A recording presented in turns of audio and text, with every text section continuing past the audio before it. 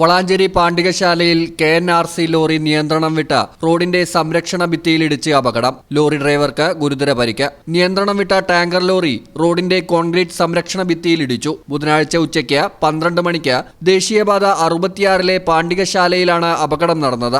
ദേശീയപാത നിർമ്മാണ കരാർ കമ്പനിയായ KNRCയുടെ ടാങ്കർ ലോറിയാണ് അപകടത്തിൽപ്പെട്ടത്. കുറ്റിപ്പുറം ഭാഗത്തു നിന്നും വളാഞ്ചേരി ഭാഗത്തേക്ക് പോകുന്നതിനിടെയാണ് അപകടം. തകർന്ന ലോറിയുടെ ക്യാബിൻ വെട്ടിപ്പൊളിച്ചാണ് ജാർഖണ്ഡ് സ്വദേശിയായ ഡ്രൈവറെ നാട്ടുകാർ പുറത്തെടുത്തത്. ഡ്രൈവറെ വളാഞ്ചേരി നടക്കാവിൽ ആശുപത്രിയിൽ പ്രവേശിപ്പിച്ചു. ഈ ചാനൽ ന്യൂസ് കുറ്റിപ്പുറം.